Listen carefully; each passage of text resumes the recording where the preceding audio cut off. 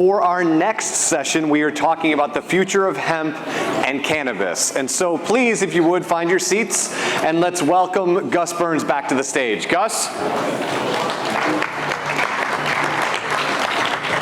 His guests for this session are going to be Andrew Brisboe,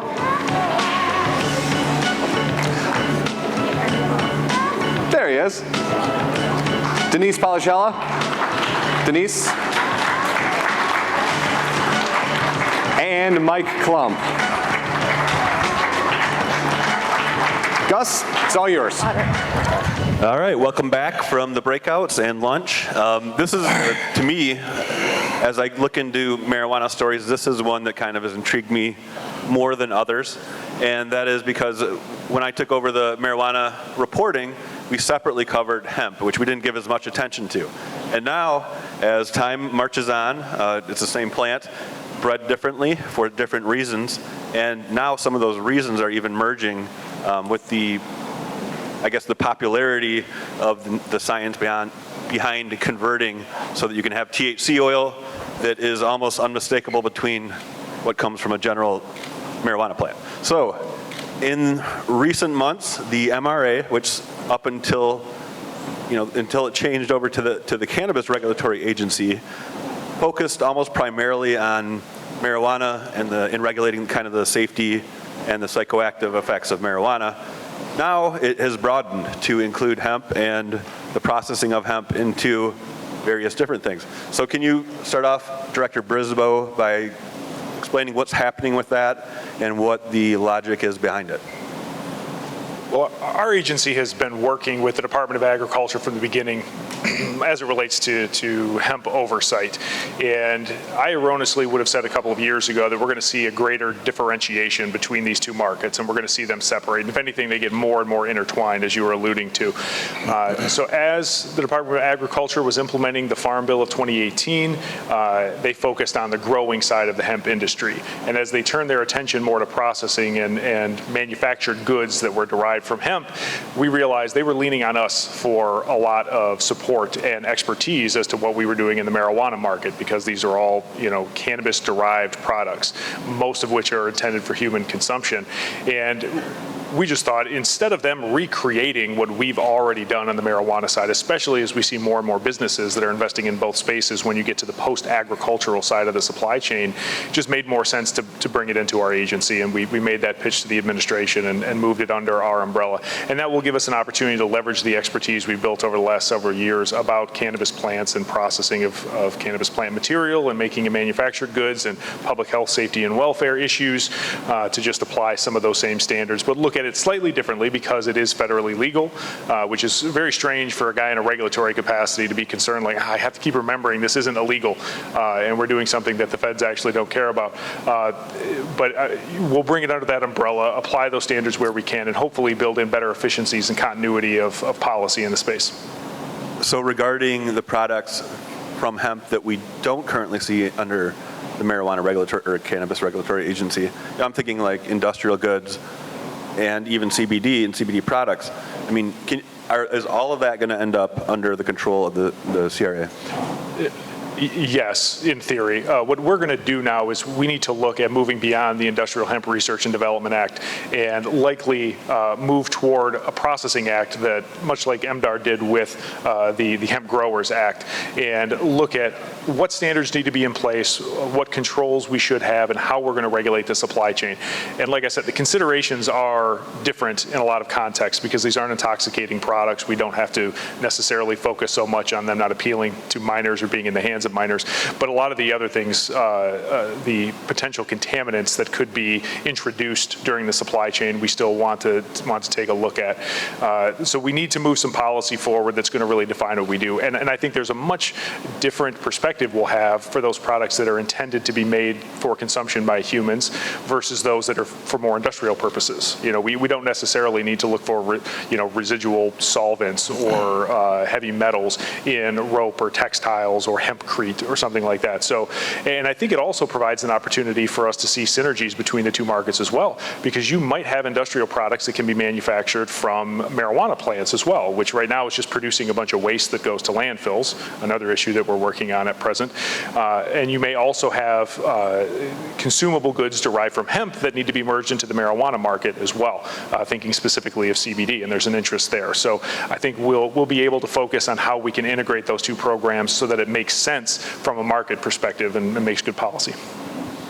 So as I was covering hemp, there are a couple different ways that hemp companies pursue the industry, and you talked about industrial hemp and creating building materials, and there's a certain segment that really hopes that's the future of hemp. And then, but it seems like either it's just not lucrative enough, there aren't enough processors in place, I've heard, so a lot of those hemp companies seem to be turning towards consumables in the form of CBD and other things. So that brings in Mike Klump and his company, and just tell us about your company, your name, where you're located, and what kind of things you guys are doing with hemp. Sure. Yeah, Mike Klump with Ag Marvels. We're located in central Michigan. We're a fully integrated hemp company here in Michigan. We have about a 3,000-acre certified organic farm up near Mount Pleasant, where we grow hemp for ourselves there. Then we also have a lot of other farmers that we contract grow with. We built some drying facilities back a couple years ago. We built the largest extraction facility for hemp in the state up there. So we make all different cannabinoids from CBD, CBG, CBNs to all your other conversions that are out there. So we're focused mainly on bulk cannabinoid sales, but we also do finished products, finished goods. So we do some white label services for some companies.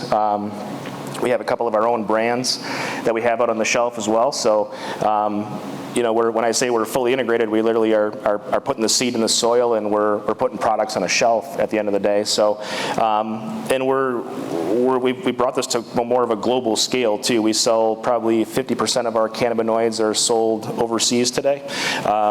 You know, we have things going into Japan and Thailand and different places like that. You know, so we're really trying to open this up.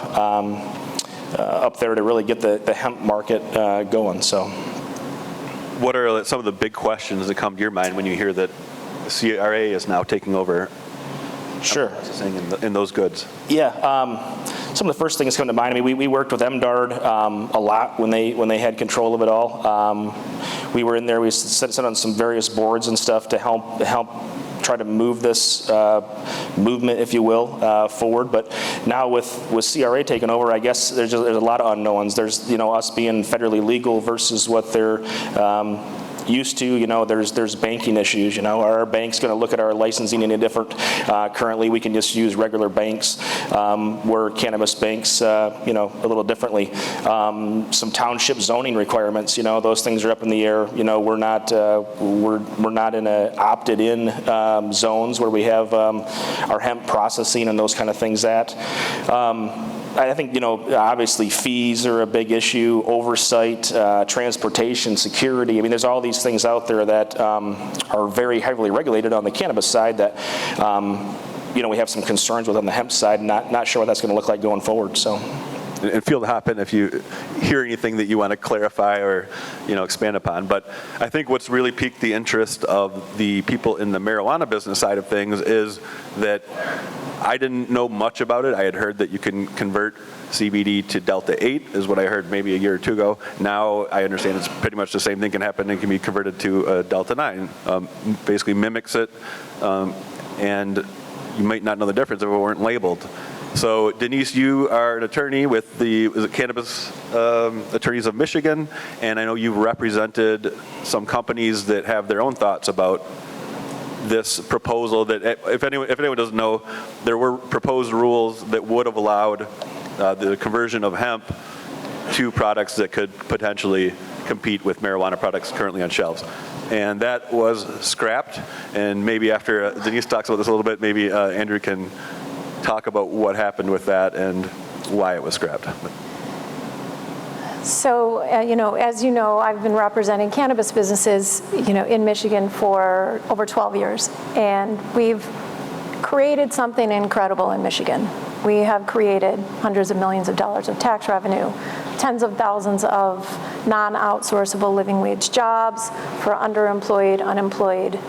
We've created economic development, and I am absolutely incredibly impressed by the hemp industry. We're absolutely supportive of the hemp industry. And hemp and food and the CRA taking over, it all makes sense. Right up until you want to convert hemp into THC, into a synthetic form of THC. And I don't think that I have necessarily the right to speak on behalf of the entire cannabis industry, but I can tell you on behalf of my clients and the lobbying organization that I represent, CBAM, which has about 60 cannabis businesses right now that we represent, that we have serious concerns about hemp's conversion into THC from several perspectives. The first is its safety. I'm not a scientist, but I do listen to the labs and the scientists in our group who have concerns about the efficacy and the safety and the potential toxicity of the conversion process from hemp to a THC product that can, potentially be indistinguishable from marijuana-based THC, which is more natural. The other concern we have is obviously the threat to the cannabis industry in Michigan. As Mike said, hemp, and Andrew, hemp is federally legal. It can cross state lines. You can grow it anywhere in Michigan on non-residential property with very little effort. You don't need zoning, you don't need permitting, you don't have to go through pre-qualification, licensing is very easy. Let's just agree that the licensing is a much easier, less expensive process. I'm not sure, I believe that I'm not sure what you pay a year in licensing, but it's not, I have a client that has 17 cannabis licenses and excess grower license. I think it's about $450,000 in licensing fees annually, right? So our biggest concern is that if we are going to engage in a conversation about putting a synthesized or a chemically altered hemp product into the human body like THC, that we believe the cannabis industry should first of all be engaged in that conversation, and I believe we are, and that the process needs to be safe, and that the hemp that is meant to do that, so the hemp that's designated or delineated for conversion into THC needs to be regulated the same way that marijuana is regulated for that purpose. Mike, I think you probably gave me the best explanation that I've heard about what the process is. I mean, could you explain what the process is when you're turning CBD into Delta-9 or whatever? Sure. So these are all cannabinoids that are already prevalent in the cannabis plant. So all you're doing is you're really just degrading CBD down into THC, and then we can degrade it further into CBN and other cannabinoids. So typically it's using like some sort of an acid or whatever is used in the process to do that.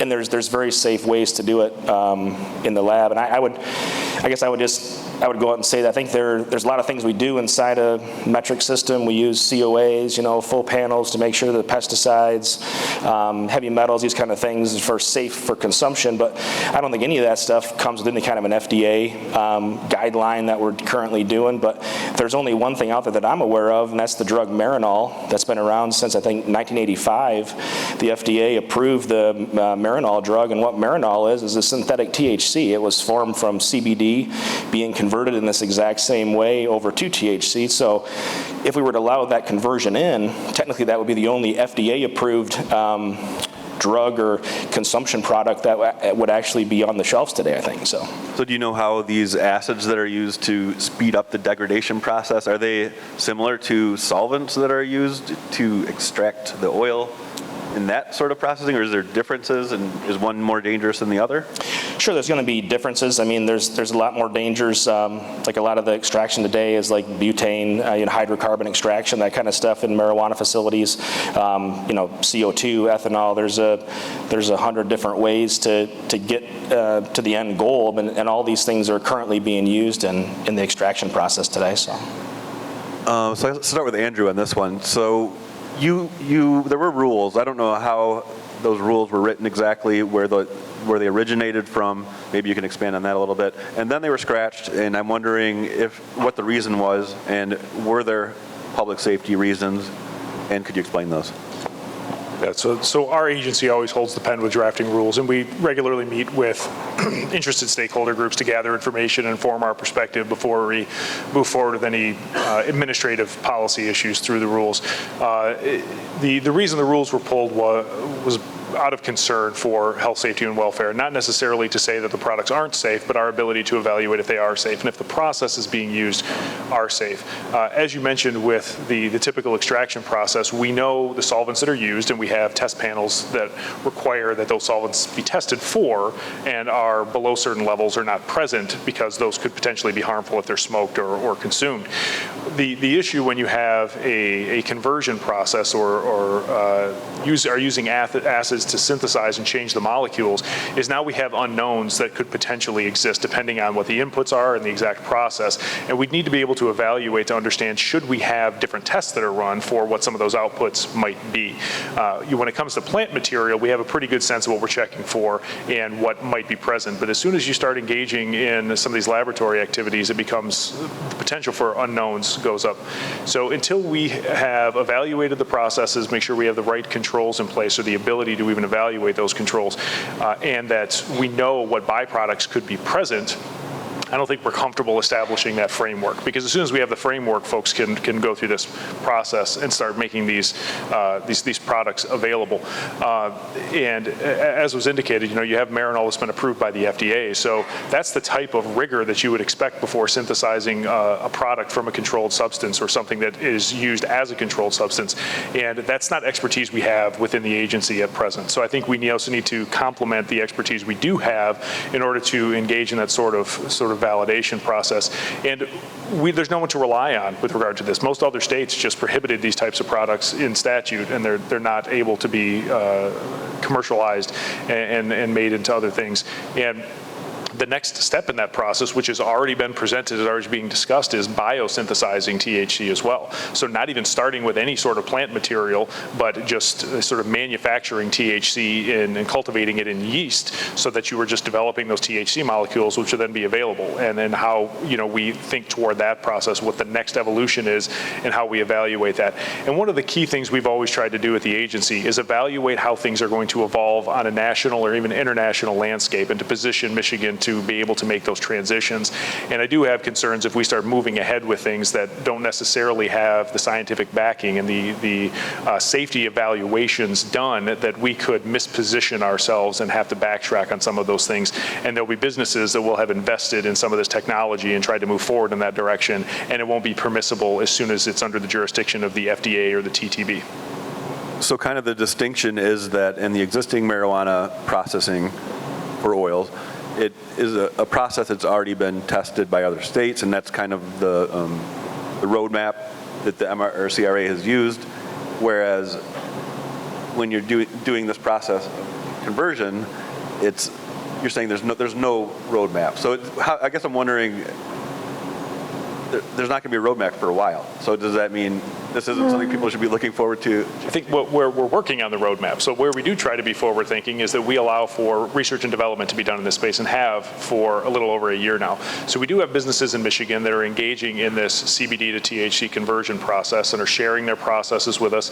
They have to partner up with labs to do the testing. But one of the key components is, again, we require that they run an analysis and identify any analytes that are a result of this converted distillate, and identify all the byproducts, so that we can determine if any of those are unsafe, if any of those need to have a very specific test panel to check for any of those byproducts.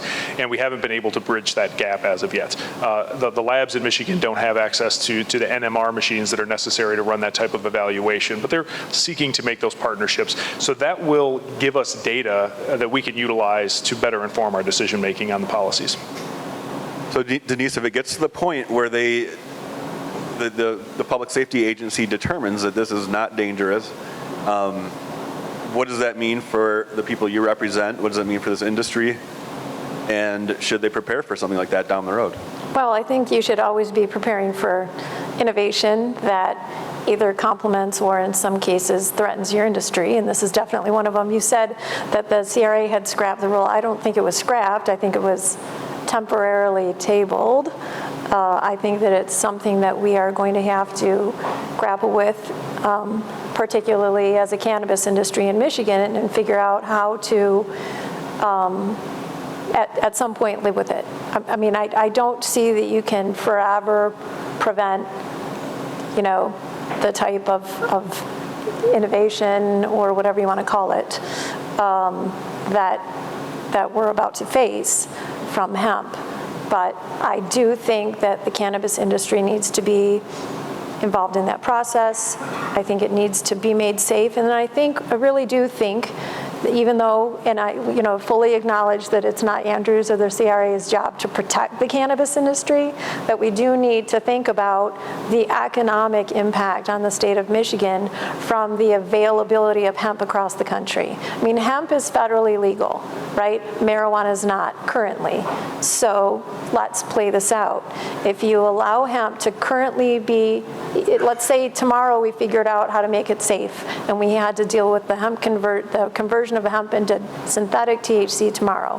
What would happen to the price of marijuana in Michigan? I mean, and I don't know where Mike has his, if he has hemp farms outside of Michigan, but it's going to be very difficult, even for a hemp farmer in Michigan, to compete with a 100,000-acre hemp farm in Kentucky that can do this year-round and pump out this distillate and bring it into Michigan. So I think we do have to, even though, we were very careful about making sure that we talk about the health impacts of cannabinoids, and like I said, we're all for hemp. That's not an issue.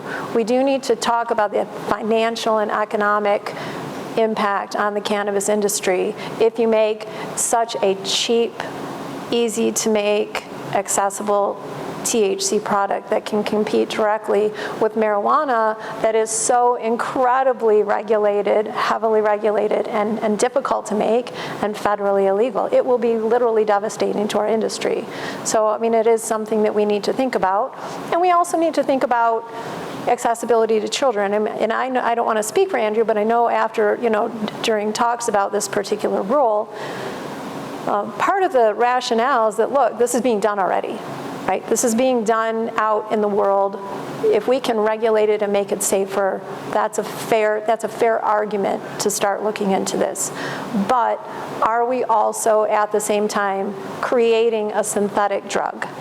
And we really need to be careful as an industry, because I know in this room we distinguish cannabis and hemp fairly easily. Out there in the world, if this industry puts a synthetic drug out on the street, it's going to reflect poorly on all of us. And I know we can make an argument about marijuana versus synthetic THC, but we really have to be careful. We've worked really, really hard to put the message of safe, accessible medicinal cannabis out there. And one more thing, on the social equity side of things, if we do want to talk about the effect on the cannabis industry in Michigan, there are no 10, 20, 30,000 acre hemp farms in Detroit or Pontiac or Saginaw. I don't see how the hemp industry being able to make a cheap, unregulated drug that competes directly with THC and cannabis is going to help the social equity angle very much. So it's a lot of things that we need to work out, and we're happy to do so, because I don't think we can ignore innovation, but we do have to make sure about that we're mindful of how it impacts our state, impacts children, impacts the message of this industry, and then impacts our economy. All right, so I think that's a good spot for Mike to opine. I mean, what is the hemp industry response to those arguments? You're not on the same playing field as them because you have less regulation right now. Your product may not be safe if you're converting.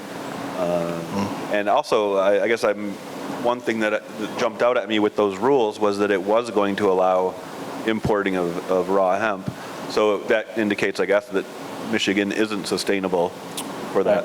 So kind of those three aspects, if you could kind of weigh in on those. Yeah, I mean, my argument would be to that, and I know Denise being the attorney, there's all these transportation laws and all this stuff to sort out, but if hemp come underneath now the CRA and we're all being regulated underneath the same entity at the end of the day, and we have more stringent regulations on how to process hemp and get to CBD here in Michigan, I would think that, you know, just like you can't go and buy marijuana in Illinois, we shouldn't be able to go and buy CBD in Illinois. If we want to make sure that this is safe, we would do it in-house here in Michigan, and the cannabis and hemp industry in Michigan would thrive together and, you know, kind of go up the ladder together, as opposed to allowing imports from Oregon or China, for that matter, to come into the system. And if we're truly looking at trying to make it safe, if that's the goal, then the oversight by the CRA of the CBD processors to make sure, hey, this is a safe CBD, this is being done, you know, according to how we set up the SOPs to make sure that it's safe for the end consumer. I think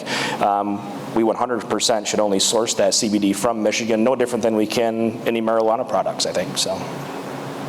When we talked before, we got into a little bit about why in the rules it allows for importing, and I think that plays into the Constitution and the Interstate Commerce Clause and the fact that it's a legal product federally. I mean, can you explain that and why? Like, usually, I mean, a marijuana producer can't import marijuana, yet this hemp rules would have allowed importing hemp. Kind of break that down for people? Yeah, I mean, marijuana is different across the board because it's illegal. So any interstate commerce of that is going to be illegal federally. They've taken a hands-off approach in states that have legalized programs and have certain controls, still dating back to the Cole Memorandum under the Obama Department of Justice. But, you know, hemp being legal federally, I think it would preclude states from creating barriers just based on geography. So because the federal government controls interstate commerce, I don't think it would hold up to legal scrutiny to say that these products have to be manufactured only in Michigan and you can't import them. Now, that's not to say we can't develop standards that are consistent across the board, but we can't unduly burden out-of-state operators. And I think when we looked at those draft rules, we were attempting, and I think we'll do the same in terms of our regulation around hemp. We don't want to unduly burden businesses in Michigan, obviously. We want to have consistency of standards and sort of a bare minimum, at least, of consumer protection. But we did hear that argument, and it came up even during the public comment period, that we should, if we move forward in this direction, we should require that the hemp be sourced in Michigan. But I don't think that would pass muster. I've talked to some hemp producers, and the person who runs iHemp, I can't think of his name right now, but he talked about how when they had the pilot program, a number of businesses and farmers got into it, and it never really took off. I mean, can you talk about the sustainability of hemp? I mean, you're importing a lot of your raw materials too, right? I mean, you're not growing all your hemp, you're not self-sustainable with hemp. Yeah, we export a lot of the cannabinoids that we make. We do work with a lot of farmers across the country bringing in biomass from other states because they don't have another way to sell it, usually, is what it is. You know, they don't have any other outlets. So we do work with farmers all over the country bringing in. I think, you know, the biggest thing that's hurt the hemp industry is, you know, it was the big green rush. Everybody rushed in. It blew up. It was overproduced to start with. The consumer was undereducated on what this even is. And then with the infrastructure wasn't there to handle the capacity. I mean, it was a big domino effect, and then in comes regulation and legislation like we had here in Michigan. You finally get the ball rolling and say like D8, and you finally get some sales and stuff going in the D8 market, and then we come in and we regulate D8 and say that D8's illegal now. You know, so that was a big blow to the hemp industry in Michigan as a whole. And it's not just Michigan; it's all over. We just experienced this over in Japan. We set up a sales team in Japan. We were shipping a ton of HHC product over there. And once we were established and going, a couple of months of really great sales, and the country of Japan made HHC illegal. You know, so we're seeing this all over. This regulation is kind of scattered all over the place. Now you go down to Texas and New Mexico, you got Delta 9, hemp-derived D9 on the shelf, you got D8 on the shelf, you got HHC on the shelf. I mean, this is in the party stores down there in Texas and New Mexico. So each state is just so differently regulated. It makes it really hard to work and navigate in the hemp industry because of regulation. So I think what would make the hemp industry grow in Michigan is going to come down to regulation. If we could get these conversions, acceptable, if they could make them only produce their minor cannabinoids that they're going to produce inside of the metric system to be sourced here in Michigan, that would be a huge movement for Michigan hemp. I think we need to work together as the cannabis industry, not the hemp and marijuana, but we're all together as the cannabis industry. And I think if we work together a little more, we would all move forward a little better. So you're good with paying more licensing fees and getting into the metric system and doing all that stuff? Yeah, if we get these conversions passed, we can pay more. We can pay more fees. So yeah, I think there's a lot of things that need to be done there in that space to make this work. So. Was completely based on an old model that we had to transition forward. So we figured out how to make it, but it took a couple of years, and we still see some of the lingering effects. I do think trying to put the toothpaste back in the tube and say, okay, we got to shut all this down and start over again is not reasonable. In fact, it's probably not even reasonable to regulate every source that's selling hemp-derived products that are meant for consumption, because they are everywhere. They're sold online, and that would inherently create a potential disadvantage for Michigan-based businesses who are fixed here and therefore would be subject, and we'd be able to catch them. But I do think some of what we were talking about with these other cannabinoids and whether they're intoxicating or not raises concerns. And we do see varied state policies in that regard. And as much as we tried to stay ahead of the concerns about intoxicating products that are not regulated, that proved to be challenging as well, because we did capture other isomers of tetrahydrocannabinol within our definition of marijuana. So we have delta 7, 8, 9, 10, any other deltas that may come about. But as you said, hexahydrocannabinol now is not within that. I have concerns it has intoxicating properties and is readily available even to minors because it's not controlled in any way. On top of the fact it's being produced in environments, I'm sure not yours, but other environments where there is no oversight, and I have concerns about how that's being manufactured. And even if we looked at the controls we have under the definition of industrial hemp, those are all based on this concept that these are plants, and we're trying to differentiate plants and the percentage of THC on a dry weight basis in a plant.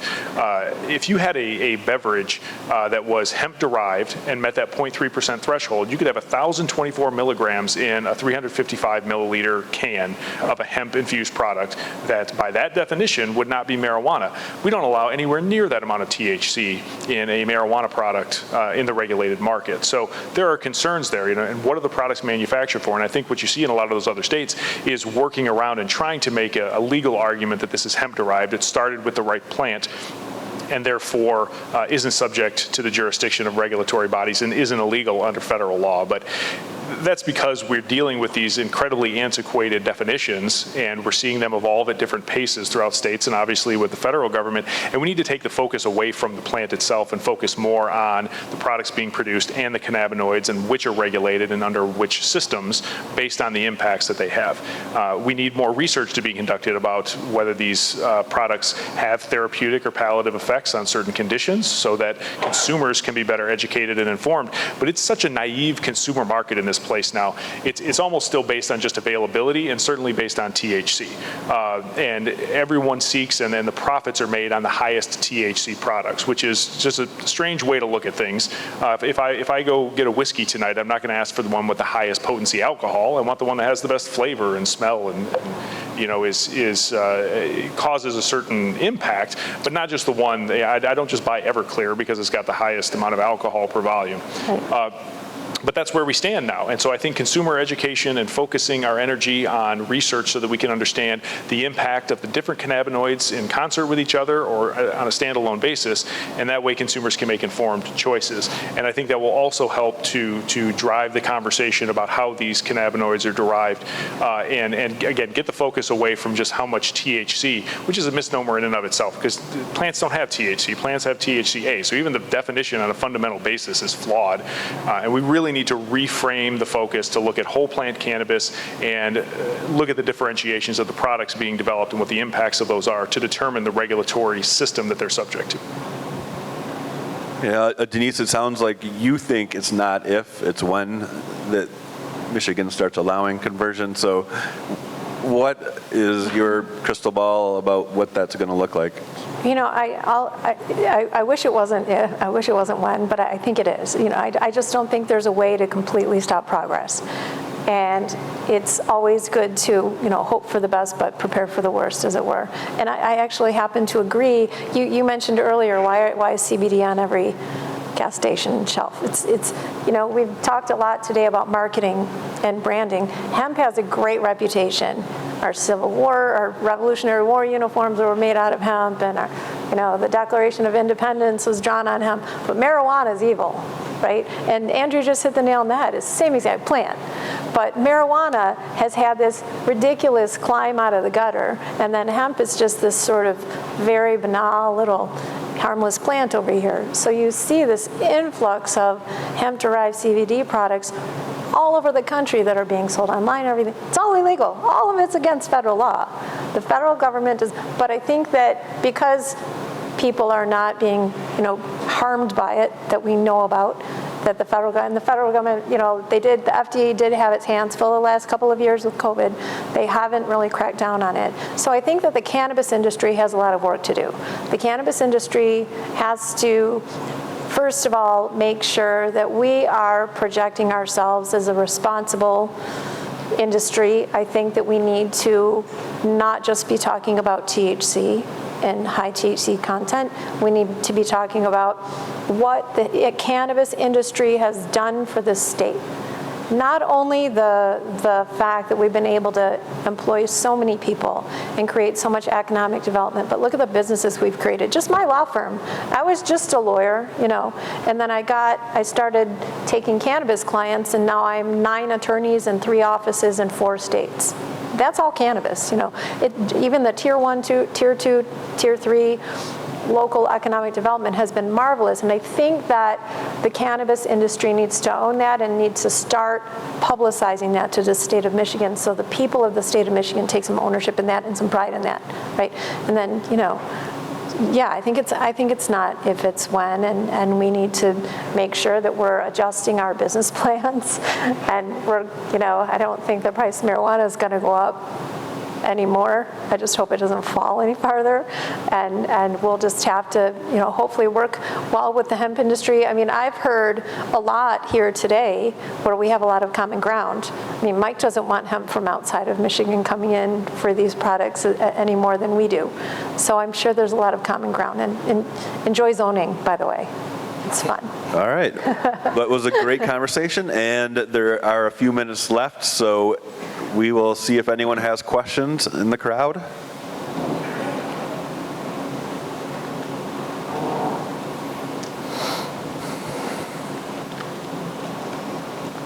Hi. Mike, I have a question specifically for you. I'm Maria Lappin, and I'm with Canna Consult You. I am a cannabis educator, and I certify Cannations. And what we do is guide people on how to use cannabis as medicine. And I would like to know, when you deconstruct the plant into your isolates, do you know what negative effects that those isolates can have on the human body at all when they're ingested without them being full spectrum? So like an isolate versus a full spectrum product, I think we're definitely more for the full spectrum product versus isolate products, as far as when you're talking medicinal uses, for sure.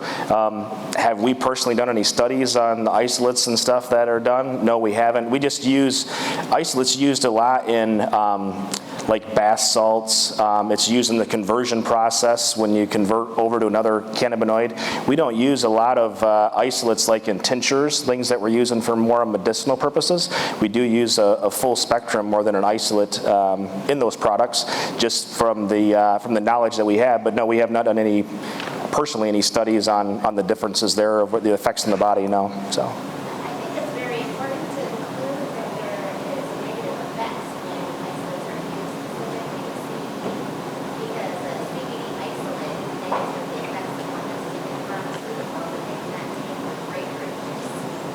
So if you're selling, if any company is deconstructing the plant and selling a CBD isolate, I just encourage everyone to know that a CBD isolate can negatively affect your liver if you're taking a pharmaceutical that you cannot take with grapefruit juice. That's what a Canation can educate on. That's awesome. I think we need a lot more of that kind of education out in the marketplace, 100% for sure. That kind of goes into something else that came up recently with, wasn't there some discussion about whether or not, if this were to happen, this rule was to, conversion was to happen, whether or not it would be labeled? Then it leads me to wonder, like, what is the consumer reception to this? And that probably might be more for you or you, Denise. But I mean, do you think that people, if they see something labeled conversion or synthesized, that they're not going to buy that? If I mean, I'm not sure I should say what I think about it. I don't think I think people who are medicating themselves, who might not be, carded patients anymore, because you can skip the doctor now and you can skip the card now and you can medicate yourself with cannabis on your own, I think that those discerning people probably will not. I think older consumers probably will not. I think if you, assuming that this is much less expensive to make and therefore is a cheaper product, lots of people will buy a cheap product if they think there's THC in it. Especially younger, no offense to anybody, younger or less, maybe less discerning customers will see THC and lower cost, and they'll be like, yeah, I'm all on board. So that's something that the cannabis industry needs to work on as well, is making sure that our consumers are educated, making sure the patients are educated about what they're taking, and she's wonderful. I would love for you to, yeah. did somebody else have a question on this topic? Not on that particular topic, but my name's John Nanos. I'm an organic chemist. So in terms of conversions and degradations, it's actually a conversion. But where I, as a chemist, am nervous and want all your opinions is, what's stopping me from buying Mike's Delta 9 THC and spraying it on my bud if I'm a grower? And when I submit that to the testing labs, the lab can't tell the difference between the hemp-derived Delta 9 and me spiking the bud because the consumer's so hell-bent on high Delta 9 levels. We as an agency, or the agency, you can't see that difference. Isn't that a distinct fear? If we start putting hemp THC into marijuana-regulated bud? Has that been considered at all? I mean, I guess I would think that as this progresses and the agency becomes more knowledgeable about how these processes work, you would know byproducts maybe, or I don't know, is it detectable? Would you be able to detect that there's a difference? So first of all, we didn't allow it, so this is all sort of hypothetical. But we do have labs that have said they validated a test so they can distinguish converted THC from naturally derived THC. We didn't really have a need to look at that as of yet, but I would trust the scientists. They tell me it's possible, but we didn't implement anything of that nature yet. And I think we still have oversight over the product. So we have tests that are run, and we have systems in place to validate if someone is doing something that is impermissible. We already allow myriad combinations of different products in terms of manufactured goods, but if someone's putting something on flour and inflating the THC, I think we're going to catch that in testing for homogeneity as well. And if it's above a reasonable threshold for how much THC can be in plant material, that would also trigger an evaluation. Coming soon to a courtroom near you on that one, but. We do also have oversight of processes, and we want to encourage innovation and understanding, but we want to make sure it can be done as safely as possible.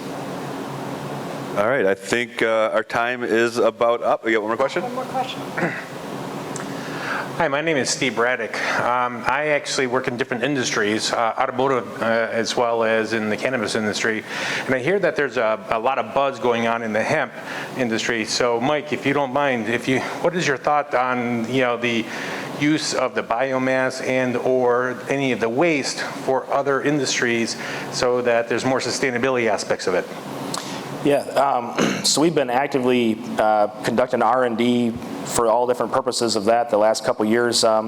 We had a plastics company up near us that we actually refined some material down for them, got right into their spec. They work for Ford. They build plastic for the Ford vehicles, and they wanted to incorporate some sort of hemp, and they wanted it to be green, right? So they come out and say they had a green product. We went through the whole process, got all down to the line, and we really started talking about price, like what does that look like? And we were actually replacing a calcium in their plastics product with our hemp product, and the price they were talking, they were like, well, we pay like 2.5 cents or something a pound for this right now, but we could pay a little more for a green tax for it. We could probably pay 3 or 4 cents a pound for this product, and we just looked at the cost that we had in to get to that product when we're replacing such a cheap product already. It just didn't make any sense. And we work with some animal bedding companies right now, and we we give them some material, they process down to animal bedding, but again, we're taking the place of recycled newspaper, right? So I mean, when we're having to compete with these different markets, like there's just not a lot of value there yet. So we really need the infrastructure put in place to do some other things with it, so we can really process it down, and we need to compete with some different manufacturers on that. So. All right, that is a wrap on our segment. And Eric? Thank you, friends. One more time for our panel, please.